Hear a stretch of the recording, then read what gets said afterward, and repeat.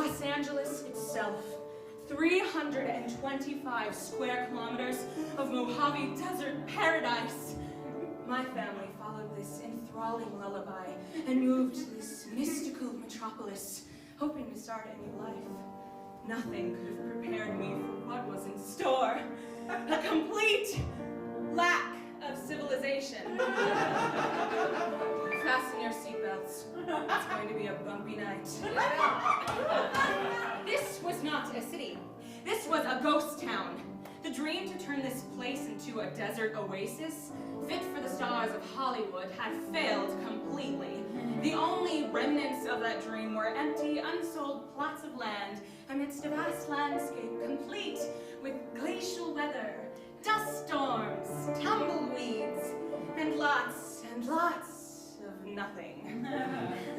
As we pulled into the driveway of our house, the only house on the block, I realized that my cozy life in LA was gone with the wind, and that enthralling lullaby started to sound a little different.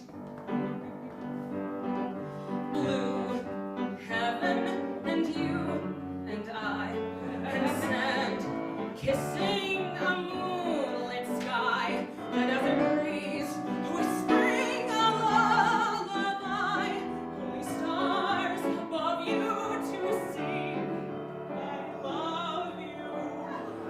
Oh, could it be that night divine had led my arms in yours entwined, the desert song calling its voice enthralling, will make you mine.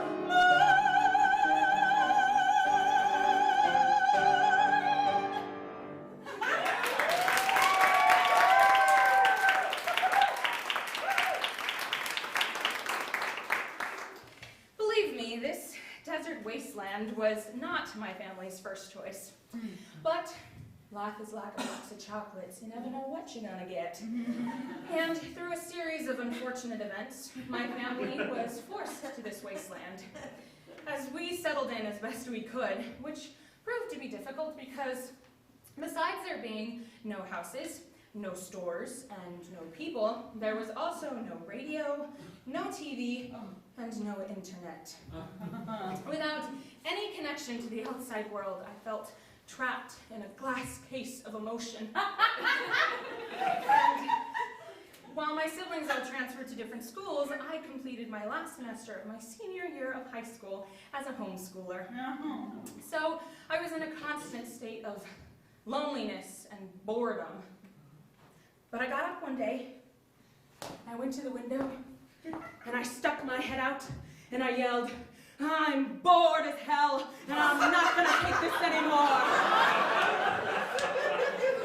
Luckily, my parents have one of the largest collections of movies I have ever seen. I became engulfed in the world of cinema.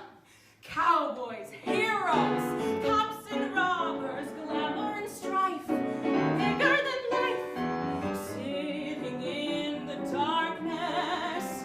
What a world to see. Welcome to a lovely MOVIE. Let's go to the movies. Let's go see the stars. Fred and Ginger spinning madly, songs and romance. Life is a dance, only happy endings.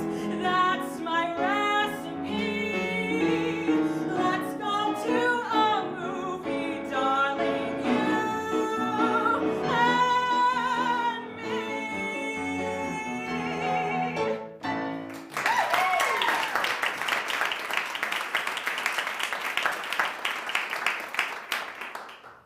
I have a confession.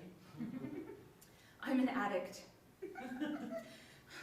Hello, my name is Lauren, and I'm a movie quote-aholic. Now, I know what you're thinking. You had me at hello. Well, you would think that my movie quoting would come in handy at some point. but like having a Rolodex of answers to all of life's many problems. But the way I use it is not really useful. It's obscure, random, and largely incoherent.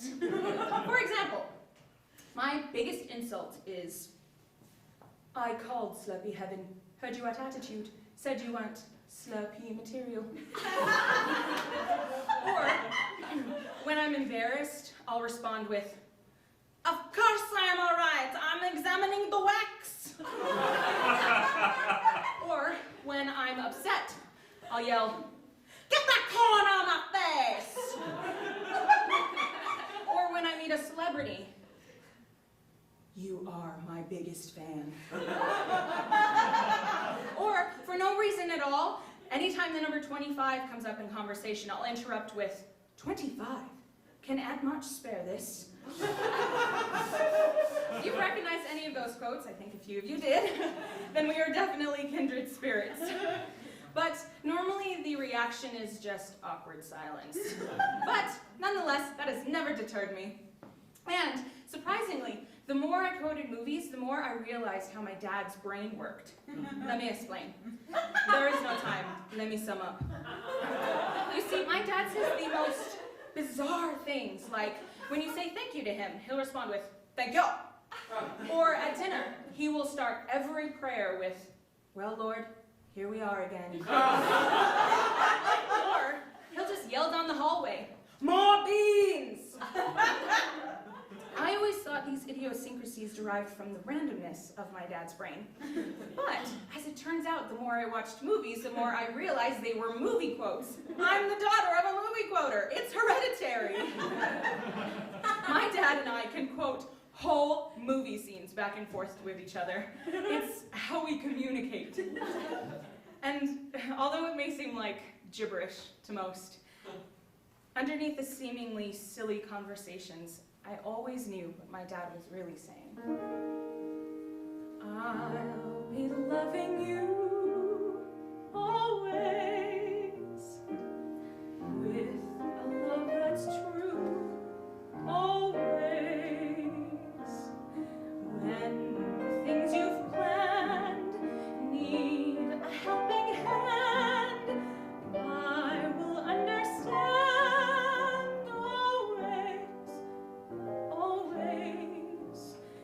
Days may not be fair always. That's when I'll be there always. Not for just an hour, not for just a day, not for just a year, but always. Dreams will all come true, growing old, and you'll see time will fly, making each day more than the day before, till spring rolls by. Then when the springtime has gone, then will my love linger on?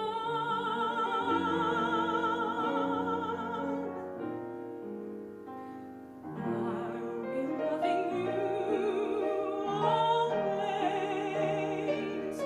with a love that's true, always. Not for just an hour, not for just a day, not for just a year, but always.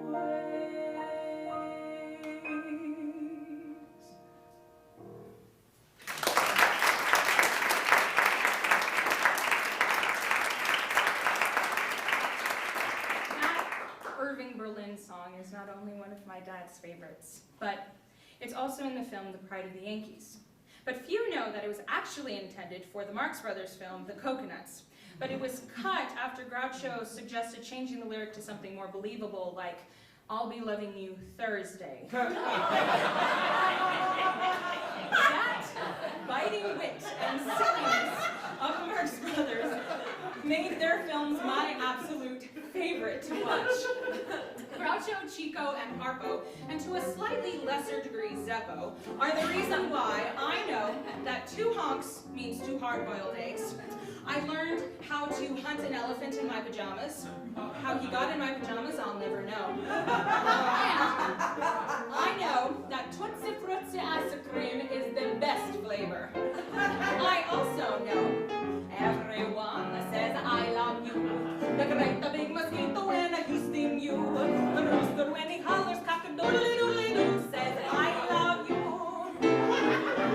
Everyone, no matter who. The folk over 80 and the kid of 2. The captain and the sailor and the rest of the crew says, hey, little son of a gun, I love you. There are only 8 little letters in this phrase. You'll find, but they mean a lot more than all the other words combined. Everywhere, the whole world through, the king in the palace and the peasant too, the tiger in the jungle and the monk in the zoo says I love you. The Marx Brothers also prepared me to go into politics. I don't know what you have to say, it makes no difference anyway, whatever it is. No matter what it is or who commenced it, I'm against it. Your proposition may be good, but let's have one thing understood, whatever it is, I'm against it. And even when you change it or condense it.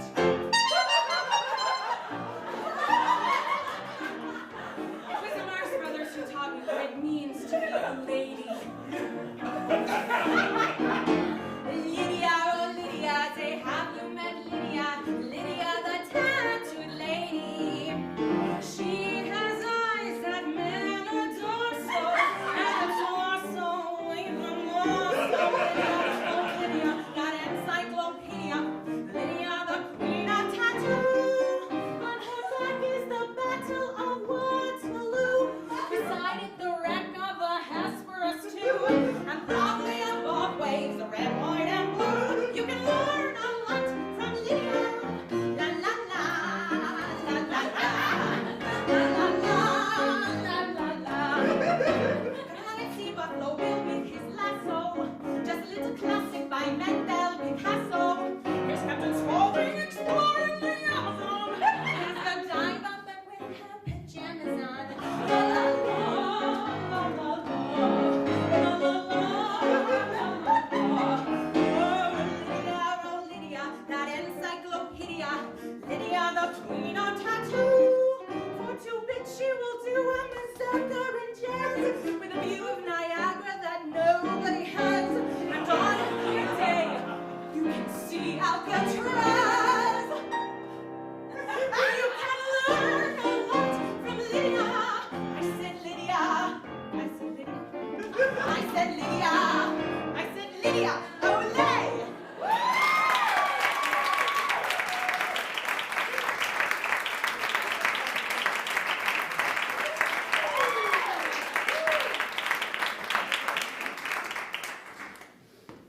As I counted down the days till I could leave the desert, I started to cultivate a new way of thinking. Cinema was the lens through which I started to see the world and myself. See, in cinema, we have the leading lady and the best friend. The former is taller, skinnier, and prettier than the latter, so of course the former finds love while the latter pretends to be happy for the former. Well, in my own life, I saw myself as the best friend, but I was determined to be a leading lady. If I had gypsy hair and a face to match it, no traces anywhere of a wayward hatchet, I could be Sid Charisse shooting on location in some far-off and tiny nation. Oh, with lips like those, I'd be almost shameless. Oh, but at the nose,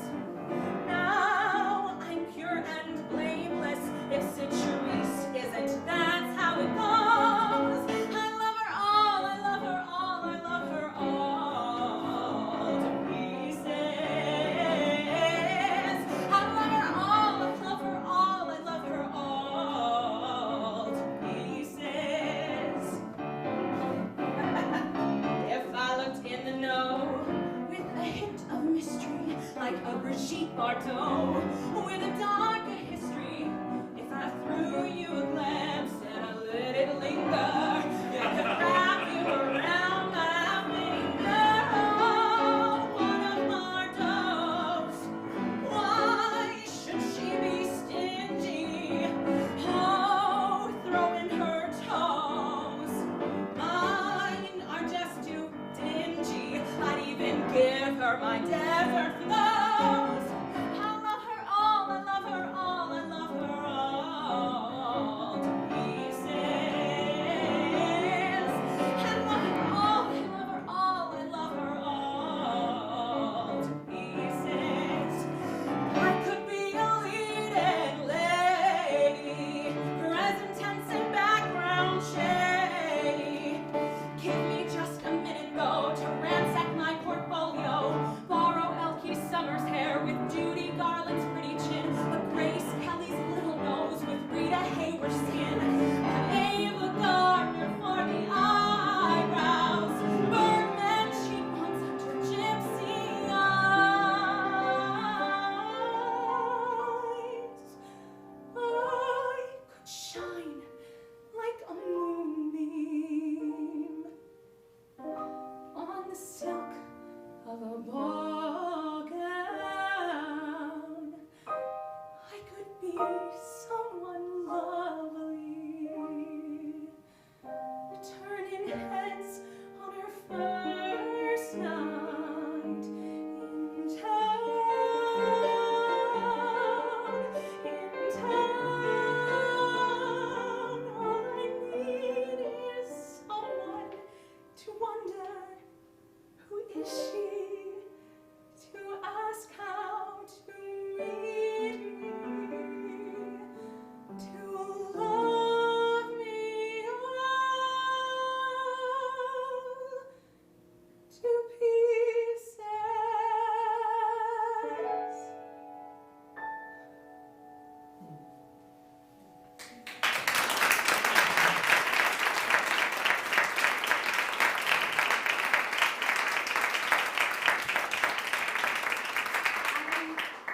I yearned to be loved. I wanted the romance that all the movies had promised. But there was a catch. I had to look like these women. Then I would finally deserve to be loved.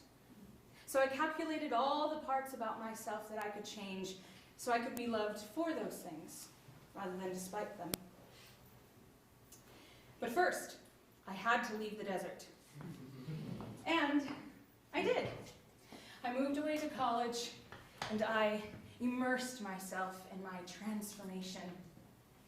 I imagined a movie montage where I could see myself putting on makeup, going to the gym, reinventing my style, all the while an inspirational up-tempo song plays in the background.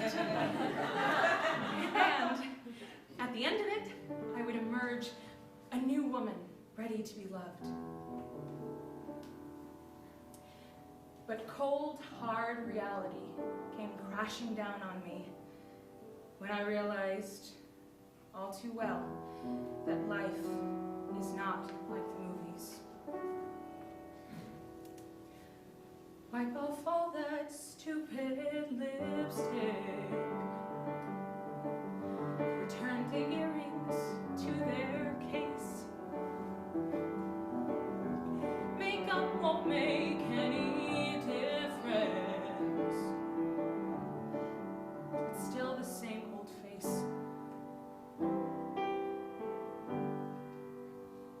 Isn't it funny? Isn't it funny? Isn't it funny you believed it could be real? Pretty funny.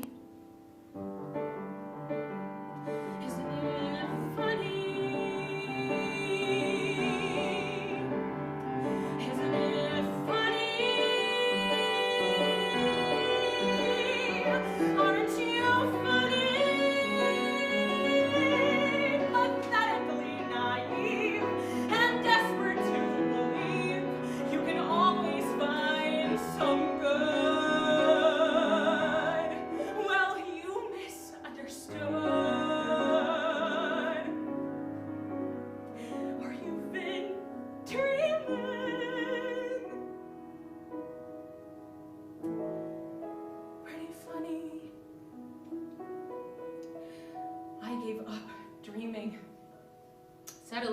complacency. For years, my heart was mute, empty. I lost all sense of myself, and I wanted it back, but I had no idea where to start. Surprisingly, one year as I was visiting my parents in the desert, I decided to wake up early one morning and go for a walk. It was still pretty dark when I started, and soon I saw the sun emerge from behind the horizon.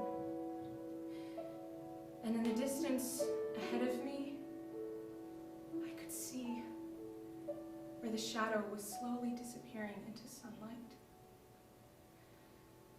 I've wanted the shadows. I don't anymore.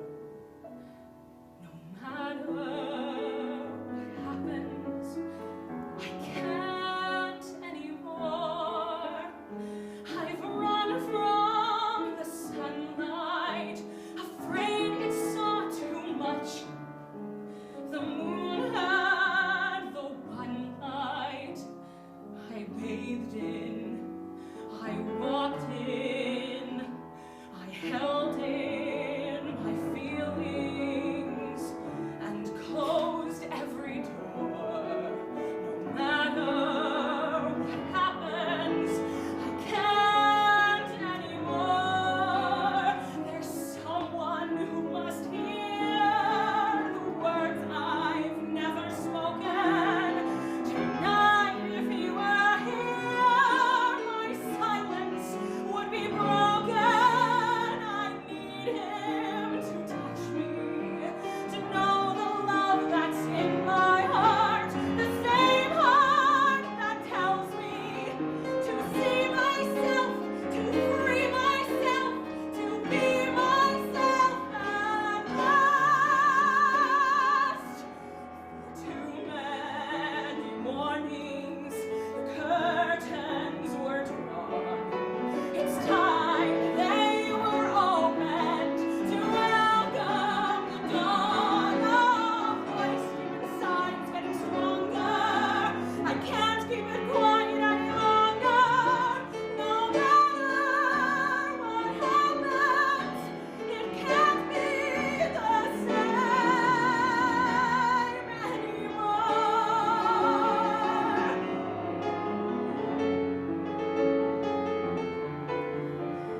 I promise it won't be the same